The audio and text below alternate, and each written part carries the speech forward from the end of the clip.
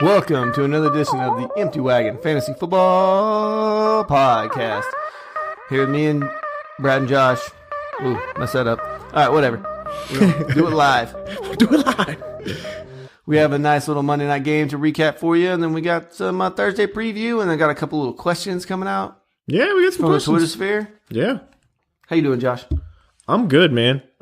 Before we get into this, I was putting up the Christmas tree with my wife and the kids, and we have a fake tree, right? So fake tree, when you pull it out of the box, you have to spruce it up a little bit. But I was calling it fluffing. And I said, you guys are great fluffers. And then I was telling my wife, I was like, wife, you're the best fluffer. And I have a tendency to not know what meanings of words are sometimes. Yeah, and you weren't meaning it the way that I'm pretty sure it went. I didn't know what fluffer meant, so I Googled it. Oh, did you have the safe search on, I hope? No. Okay. So luckily, my wife was like, yeah, don't let the kids see what it means. So anyway, in the adult entertainment industry, a fluffer is someone who gets you excited for your scene. Essentially. Yeah. Oh, no, it's exactly what it is. Yeah, so my son kept running around saying, Mom, you're the best fluffer ever. Oh. And none of us knew what it meant except my wife. And she was like, guys, let's just not say that. So I just wanted to share that story with you. My wife's a great fluffer of the Christmas tree. That is it. Okay, whatever you got to tell yourself. Sleep at night. That is it. Other than that, though, yeah, it's been a pretty good day. How about yourself, Brad? I'm definitely not that interesting. It's been an okay day. I also had cold. I also had my RV explode on me. Yeah. The water. It's the second time I've had issue with water in a camper.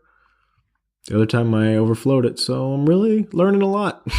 Learning a lot about campers. You got to learn. Yeah, dude, but it's going to be an exciting show. Pat was supposed to be here, but apparently It's not. he's not, so we're probably just going to fire him. We'll see. We'll What's the point? Okay. What's really the point? I'll tell you what the point is. Monday Night Football. Surprisingly good game. Yeah, it was. Eli Manning throws for 3 touchdowns. Oh, only 188 yards. Only. But yeah. he saved his night with the 3 touchdowns. He did. Not a bad showing. And then your boy, Odell Beckham, Yeah. didn't have a huge yardage output. Well, it's hard when your quarterback only throws for 188 yards. Yeah, but he got what matters, and that is a touchdown. He did. He got 2 of them. He did. Dose. 2 touchdowns, 4 for 73 yards and 2 touchdowns. Sterling Shepard caught the other touchdown, along with 1 other pass for 9 yards. Yeah. So the tight that saved his night. Evan Ingram. Yeah, but it wasn't until the fourth quarter. Evan Ingram was pretty much doing you nothing until the very last drive. Yeah, they did use him, so you are happy about that, but Saquon had an okay night, I would say. yeah, oh no, he barely got 100 yards. That's combined. All-purpose yards. Yeah. But he's had 100 yards in every game he's been in, so that's pretty good. he still saved your night in PPR with the 4 catches. Now on the other side of the house, Nick Mullins, 2 interceptions. Didn't look as good. He's an undrafted free agent. What do you expect? Obviously we wanted more from him after what we saw last time he played. But I think this is what you're going to get going forward. Still better than Nathan Peterman. Come on. Who is no longer an NFL quarterback. Leave that unemployed guy alone. All right, Matt Breida, Do you go outside the coffee shops and make fun of the homeless people sitting there? I would never do that. Well, that's what you're doing right now, Nathan Peterman. He's not homeless. Okay, he's doing just fine. He's unemployed. Well, he's doing fine. Hopefully he got that degree from Pittsburgh. All right. Nick Mullins did all right. Matt Breida, though. Yeah, 100 yards. Is this Matt Breida or is this the Giants defense? I think it's mostly the Giants defense. Same thing with Eli Manning, too. Do you think that was Eli or San Francisco's defense? Because neither defense looked great.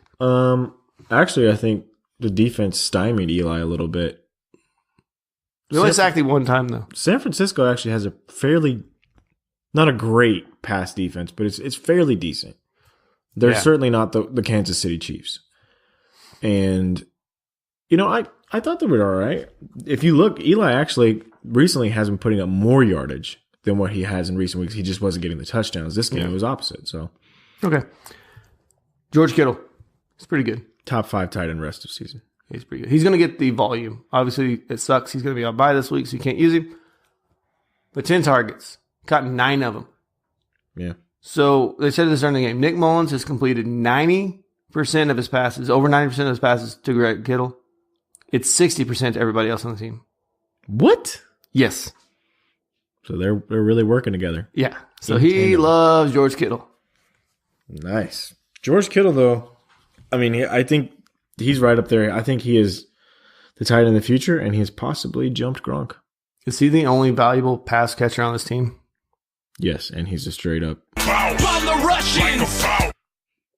mean, it'd be nice if we got an end zone one of those, but doesn't matter. 9 for 83 in PPR. Marquise Goodwin, I really want to see what happens. He did get concussed in the head twice, and they didn't put him in protocol yet, but we'll see. Concussed in the head twice. Yeah. Breida had a great game. Another receiving touchdown, too. Yeah, they actually started using passing game, which I like a lot more. Alfred Morris is done, right? We say that? Done. Yeah, who cares? There's no reason to own Alfred Morris. No, he's totally droppable. All right. Man, that's really about it about this game. I mean, I wasn't... This week, Eli has another good matchup against the Buccaneers at home. Are we streaming Eli? I'm never streaming Eli. But it's against the Bucs. I am never streaming Eli Manning. But it's against the Bucs. I can't in good conscience give that advice to anyone. But you'll start all his options. Yeah. But not Eli. No. Ooh. Something's got to give, right? Could you honestly recommend that? Starting Eli? When's the last time you recommended him? Or you even thought about playing him and it worked out? You tell me. Don't worry. I got time. I don't know. Yeah. He's right now on my preliminary rankings. He's just outside my top 12. So you're he's working his way up. That's what I'm hearing from Hold on. Okay, so Kirk Cousins is a guy everybody's been starting, right? He's at Chicago. Who would you rather start, Eli or Kirk Cousins? Exactly. I don't want to Big Ben's at Jacksonville. I'll start Big Ben. Oh. I'll start Big Ben. Trubisky's at home, but he's against Minnesota. I'll start Trubisky. Rivers plays Denver. I'll definitely start. Well, actually, exactly. Rivers doesn't get the volume. Exactly. And then even Deshaun Watson's at Washington, whose defense has been good. I'm starting D-Watt for sure. I know. I'm just saying, like, love him. Matchup-wise this week, he's got a decent play. Yeah, I think we need to talk about the big news here. Le'Veon Bell. Oh, yeah, he didn't show up. He will not be playing this season. So, what a bum. For all the people that drafted him and people that held on to him and didn't trade him, I'll pour a little bit out for you tonight. Sorry. Oof, dude, that is tough, man. Luckily, I didn't own Bell anywhere, so it didn't hurt me that much. I had him in Dynasty and I traded him. Yeah, but you traded for him and then traded him away. Yeah, I turned James Conner into Alvin Kamara. Oh. There were other pieces involved, but yeah. Which, honestly, maybe keeping James Conner would have been a good thing. Yeah.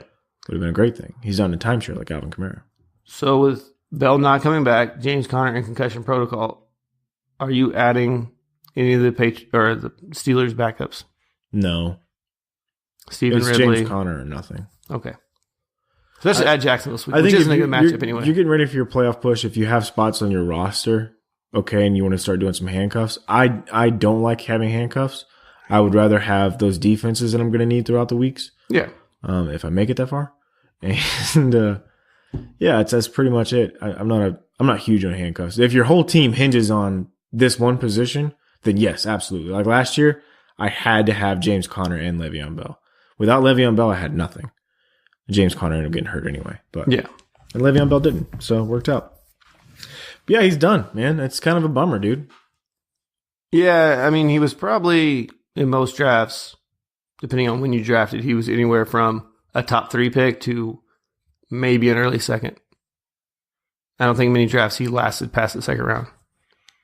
Yeah, it's very, very depressing. And I almost snatched him in one of our redraft leagues. He got taken right before me, and that was one of the best things that ever happened to me because I took Melvin Gordon instead in our Yahoo league. Oh, that's right. In our Dunder Mifflin Yahoo league. Oh, yeah. Scrantonicity too. I love that league. So that was the big news. and really depressing news for a lot of guys who were waiting for him to come back. Held on to him all year, and possibly one of the biggest busts of fantasy football drafts ever. Yep. So let's talk about people that are actually playing. Brandon Marshall got signed by the Saints. Okay, Cricket's got it. Got it. That's what I think about that. No, I mean, who cares? I was kind of excited about Dez, but not. All right, here's a fantasy thing. The Monday Night Football game this week with Kansas City and the Rams is officially moved back to LA. I think that's a good decision. Does this change any of your fantasy outlooks with the Rams actually being at home now? They don't have to deal with the altitude, which is something we actually talked about. The funny thing about LA is they're not really home games. For the Rams, they're more home games. More so than the Chargers, yes. But there'll be plenty of Kansas City fans there. Okay. And I'm actually really looking forward to it now more so, I think. I think it's going to be just an offensive explosion. What about the air quality because of the fires? Hopefully those will be contained at that point. Yeah. I'm really looking forward to this game, man. It's Monday night. Monday night cannot get here fast enough. I think this could be... Oh, Witten's going to ruin this for you. You know that, right? Oh, I forgot about Witten. Dang it. Why'd you have to bring that up? Witten's going to do something to... He ruins everything. He didn't do too bad in this last Monday night game. I mean, you didn't watch it a whole lot, but okay. Yeah, in other news, Randall Cobb is going to sit this week. Fire Valdez-Scantling. Right? I think we were firing Valdez-Scantling over Randall Cobb. So now with it being confirmed that Cooper Kupp has torn his ACL, right? Mm-hmm. So are we pivoting to another player in this offense? Are we looking at the tight ends? Are we looking at Josh Reynolds? I think it's going to be like a hodgepodge of both the tight ends and Josh Reynolds. Because Cooper Kupp does something that I don't think Josh Reynolds can do. Mm-hmm. He's obviously a better talent because he's higher on the depth chart. Yes. So I don't think Josh Reynolds can do everything Cooper Kupp can do. I think you're going to see McVay he's a smart guy. He's going to draw up plays that work. So yeah, this is something that was that we noticed that Tyler Higbee is actually playing more offensive snaps than Gerald Everett, but Gerald Everett gets more. He gets more plays actually drawn up for him. Yeah. Tyler Higbee's a better blocker, so they leave him in a lot more for the girly stuff. With tight end being as shallow as it is, do you feel that Gerald Everett is worth an ad? It's a shallow position. It's a very shallow position. If you're an Njoku owner and he's on bye, maybe, or a Kittle owner and you had no other contingency plan for this week, you could probably fire him up. You could fire one of them up. I'm not saying I know which one's going to be good. But, okay, so 6 teams are on a bye this week. I have a question because after this Monday night game, both those 2 teams are on a bye. Which bye week hurts teams more? This one with the Bills, Browns, Dolphins, Patriots, Jets, and 49ers. Or next week? Or next week, where there's just 2 teams on a bye, Kansas City and the Rams. And the Rams? Yeah, Chiefs and Rams, for sure. There's probably more fantasy-relevant players that will win you weeks on those teams. On those 2 teams than the other 6. Because if you take the Patriots out of here, you're left with just the Browns with probably people you start every week. Yeah, and Baker's becoming a fantasy asset. Nick Chubb's a fantasy asset. Shady, I guess, is there for the Bills. Is he? The Dolphins have nobody. Yep. Kenyon Drake. You don't like starting him. I would never do that. I do, just because I have to in some leagues. All right. The Jets have the Crow, and the 49ers have Kittle. So the thing with him is I think, honestly, Elijah McGuire is the better running back, and neither one of them are great. Yeah. So who cares? Exactly. In other news... You ready to move on to Thursday night, or you got some other news here? There's some other news. Kenyon Barner was released by the Patriots, which means Sony Michel is, in fact, healthy, and they feel confident with Cordero Patterson being... Kenyon Barner's been cut from the Patriots like 3 times this year, right? Yeah, but I think it's officially over this time. Yeah, we'll see. Terrell Pryor, the experiment in Buffalo is over. Yeah. I think when you see... I don't know how to put this nicely. Quarterback play... Not good. Not bad. Just quarterback play. NFL level quarterback play there. Okay. The Bills realize, oh, hey, maybe we don't have to get too gimmicky. Yeah, I completely agree. In other news, Stephon Diggs practiced yesterday, and he says that he is going to play this week. Yeah, I think he wanted to play the week prior, but the bye week is coming up, and I think the coaching staff just didn't really want to push it. Now, Aaron spoke out for Aaron, saying that he needs more opportunity. That's Rodgers speaking out for Jones, not Jones speaking out for Rodgers, right? Okay. Yeah, the other way, yeah. He did. He needs more opportunities. But Rodgers has spoke out against Mike McCarthy a lot this year. I would not be surprised, no matter what happens, if Mike McCarthy's not gone, just because there's been multiple games where Aaron Rodgers and Mike McCarthy in post-game interviews have not been on the same page with what they're saying to the press conference. Yeah, I agree with that. It's not good. And they paid Rodgers the money, so he's probably staying there. All right. So now, speaking of Aaron Rodgers, Thursday night, Packers, Seahawks, up at the 12th man. Yeah, it's in Seattle. Which does change a little bit of things, especially being... All right, so we'll start with the Packers side, I think. That's probably best bet. Aaron Rodgers. You start him. Of course. Aaron Jones. He is a low-end RB2 this week for me. Low end? Yes. No, I disagree. Because the Seahawks defense is relatively good against running backs, if I'm correct. I don't care. It's Aaron Jones. Okay. He's a beast.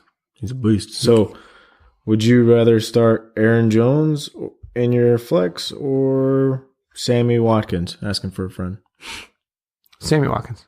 You'd rather start Sammy Watkins? I think Sammy Watkins has a better chance to score you 20 points. Okay. All right. So, Aaron Jones, yes. And then we got Devontae Adams. I mean, you said yes on Aaron Jones. I said if you have to because there's 6 teams on a bye. I feel great about starting Aaron Jones going forward. So, Aaron Jones or Phillip Lindsay? Aaron Jones. Okay. He's not splitting work anymore. Phillip Lindsay is.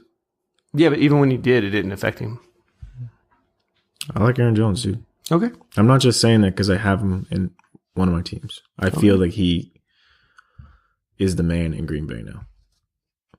Potential league winner. All right. I hope you're correct. I really do too. Moving on, Devontae Adams. Of course, you're going to start him. Marquez Valdez-Scantling, though. How do you feel about him? Flex play? Flex play? Yeah. Flex play? I don't like... I just want you to answer the question. I know. I don't like... it's 6 teams on the bye. You probably have to start him, but I'm not feeling good about it. Okay. So then we'll pivot to Jimmy Graham. The Rams did score 2 touchdowns this past weekend with their tight ends. Do you think that the Packers have the same opportunity against the Seahawks? Jimmy Graham, you think he can get in the end zone? Well, Jimmy Graham isn't practicing. So if he's not practicing now, he's probably not going to practice all week. Doesn't need to practice to play. It's Jimmy Graham. You don't have to. Seahawks are 6 against tight ends. I really don't like him against tight ends. They have a decent linebacking core that I think can slow him down. And we talk about the weapons on the outside. I just don't think him and Rodgers have clicked right this year. There's been games when they looked really good. I don't think he fits into Rodgers just scrambling around. Now that Rodgers is healthy and he does that running around like a weird man back there, very similar to Russell Wilson. I don't think him and Jimmy Graham, just like Jimmy Graham was on the same page with Russell Wilson, it's not conducive to his style of play. He needs Drew Brees back in his life. And he had the chance. Yeah. He chose Green Bay. Yeah, I think they were willing to pay him a little more money. Stupid idiot. Do you worry, though, about Green Bay going cross-country on a short week? I worry about Green Bay in general. They do not, even though I know they came off of a win against Miami, but I don't like it's Miami. Let's get this straight. Yeah, but I don't like the way Green Bay looks this year. They didn't even second against quarterbacks, and that really does scare me because they're pretty good against quarterbacks in fantasy. I mean, Jared Goff had a pretty good game. The best game against them was Case Keenum week 1.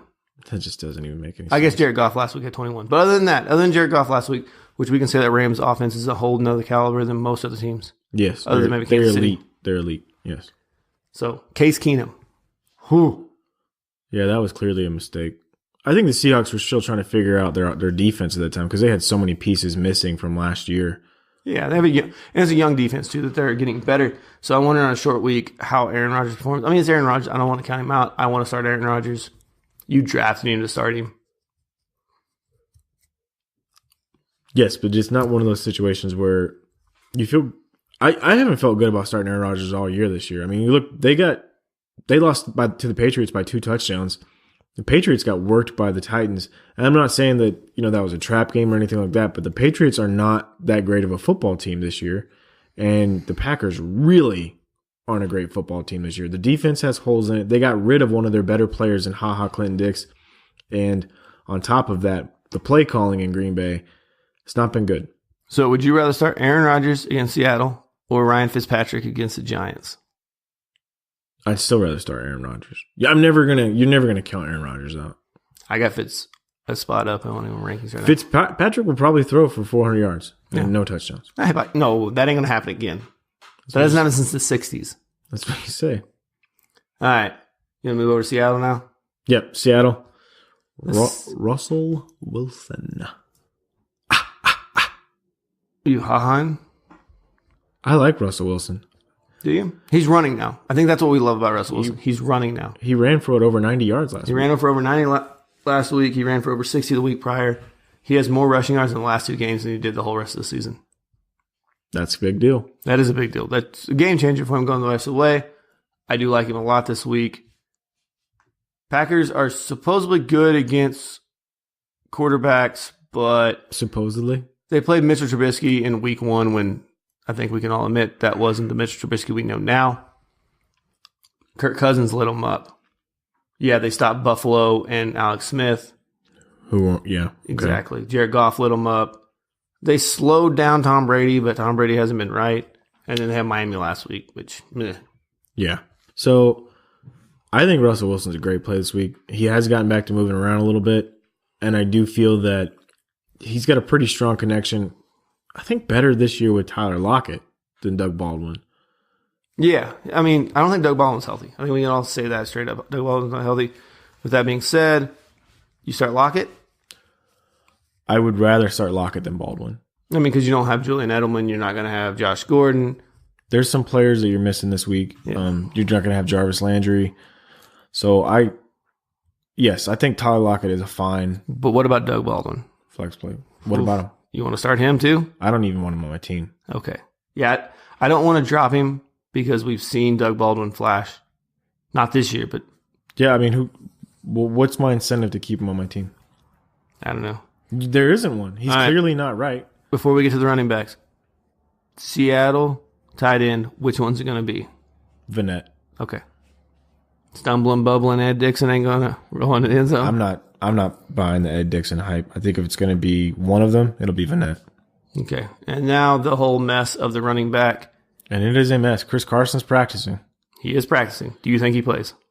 Dude, I think he'll play, but if do you want to start him? Because if he re-injures himself. No, I don't want to start any of them. I mean, they've shown that they want to use their running backs a lot. But when they do, so even when they've had a running back rush for 100 yards. You didn't know which one it is, but it always is one. It's not like they're splitting it with like 50 and 50 yards. It's one guy gets 100 yards. You just have to pick that guy. Yeah, we thought Mike Davis was going to be the great play. He ended up being a fine play in PPR. Yeah. But that receiving touchdown saved Rashad Penny was the guy who he broke away a couple big runs. And now they're like, this is the guy that we drafted. I don't trust Pete Carroll one bit to tell me who the starter is going to be, who's going to get the work. It's a muddy, nasty situation, especially if Carson's healthy. I don't like it. So you're not going to start any of these guys? If I have to start one of them, I think Mike Davis is the most secure. The safest. I think Rashad Penny has the most upside, though. Yeah, yeah. Especially if we find out Carson's out, inactive. Yeah, I think you can start Penny. I think the biggest thing is that Penny has a lot of talent and Carson has a lot of talent. Mike Davis is probably the least talented out of the three. He's the best pass catcher between him and Penny. He's a better pass catcher. And so that's going to help give him a safer floor in PPR. In standard, I hope you have a better option. Same thing with tight ends with Seahawks. I know we said Vanette or Dixon. You don't want to start either one of those guys, though, right?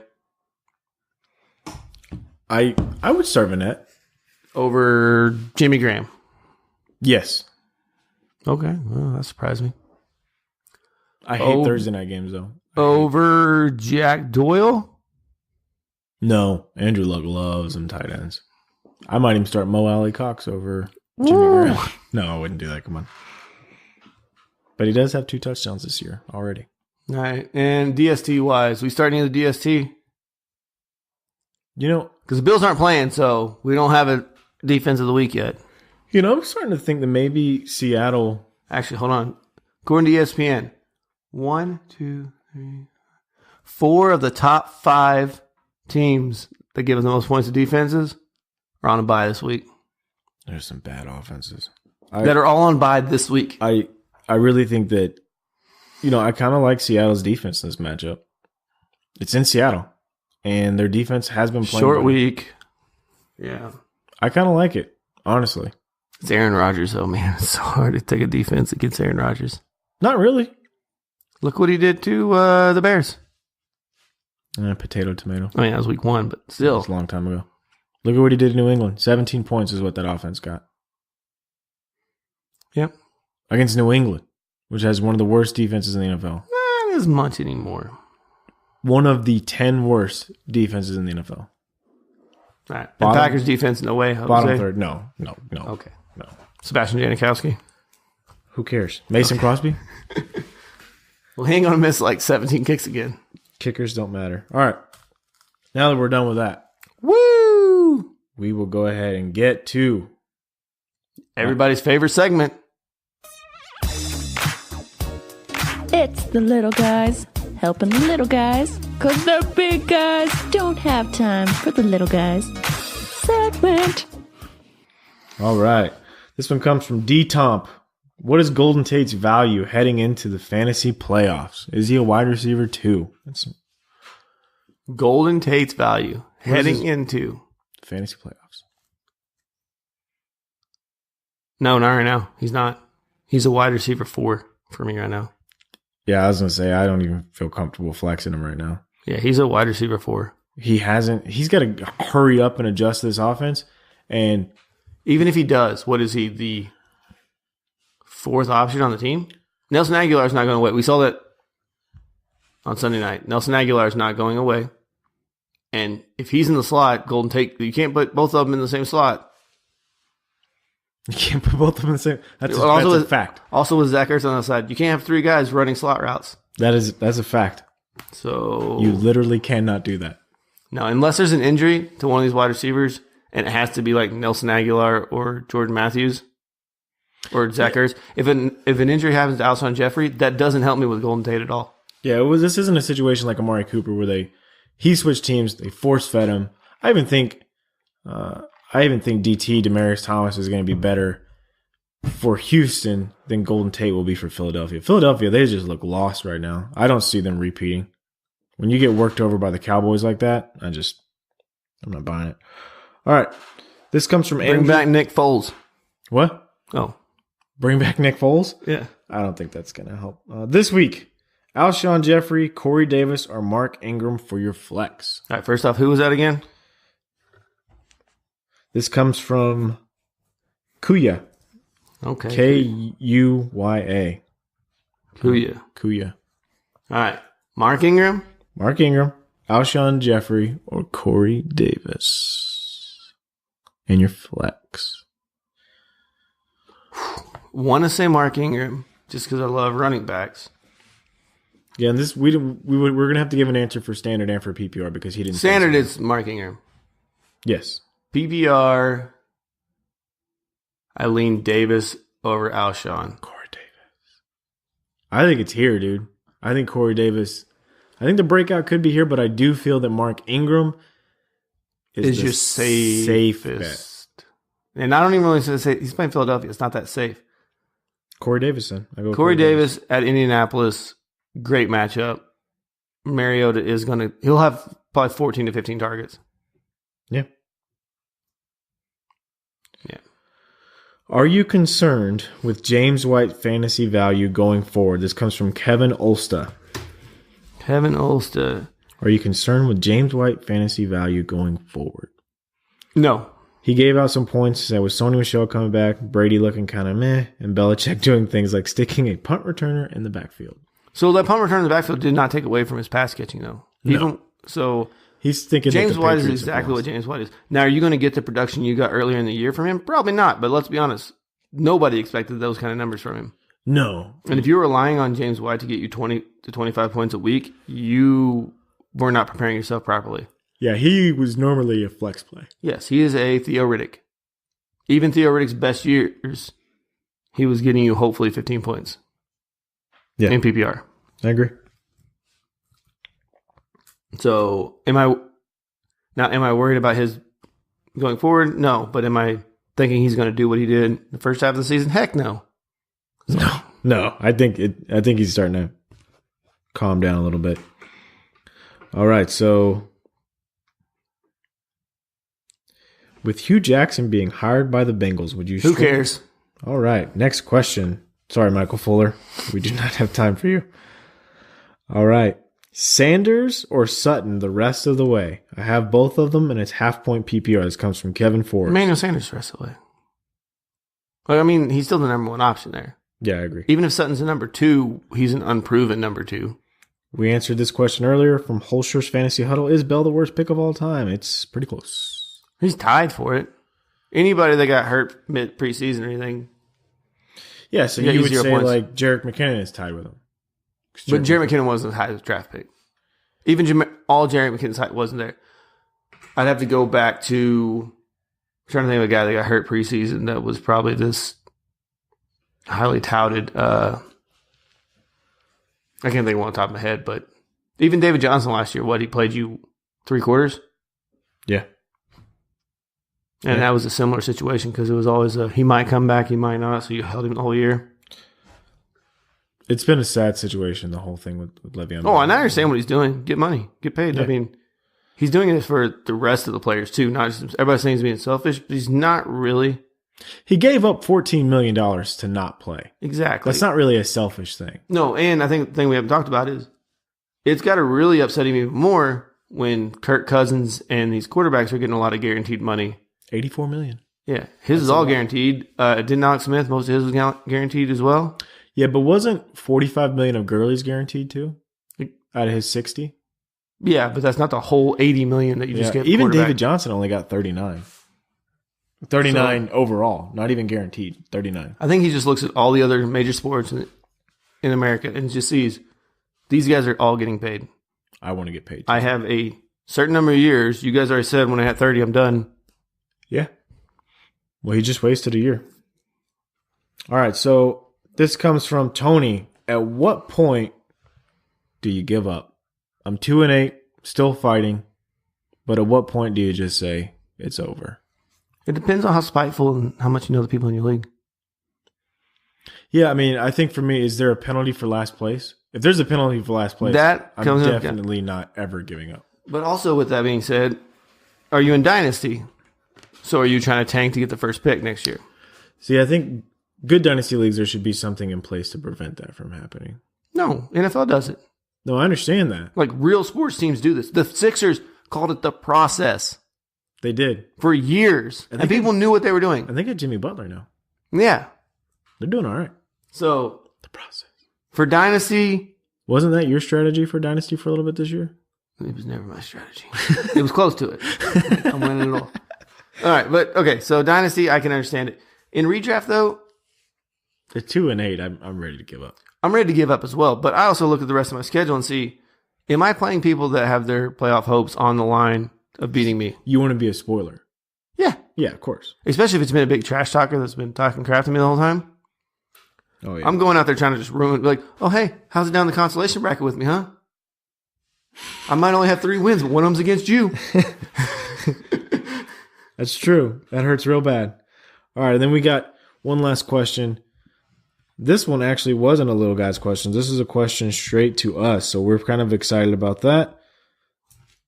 And it comes from Travis Geese. In Dynasty, what do you do with Jerick McKinnon? You hold still. You probably don't have much trade value with him. Unless maybe you're a contender and you can get something to help you this year win. I'm holding because next year we've seen Burrito. Even if Burrito's amazing like he has been, he's been hurt. A lot. Same thing with Jerick McKinnon, right? Going into the season. Like he was never a workhorse.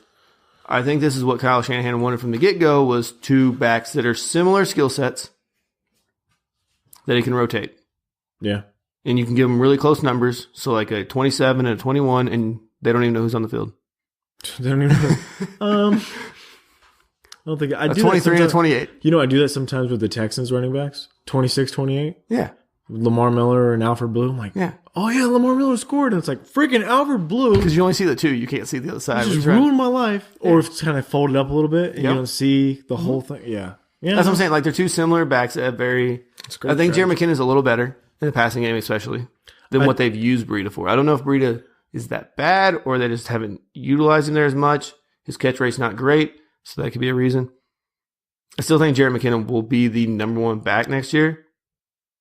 Because not that tearing an ACL is a good thing, but it happened way early. Ask Cooper Kupp if it's a good thing. But it happened early. See, Cooper Kupp's happened in a year, so next year we're going to be wondering about him start the season. Yeah, like we did with Carson Wentz this year. Exactly. And we still, I think Carson Wentz is probably just now feeling right about running around as much. Yeah. He's younger, too. Jerry McKinnon's still somewhat young. He's got talent. Kyle Shanahan's a good coach. He's a great coach. Gets Jimmy Garoppolo back, too, next year. Maybe. So, I think he's a hold. I think in Dynasty, I don't think he'll be a bad play. If you play for the 49ers, though, you're going to get banged up. And if you get traded for by Rob in our league, you will get hurt. It's almost a certainty. If you're on his roster, you will get hurt. So anyone, it used to be like that with me. My first few years, my quarterbacks were cursed.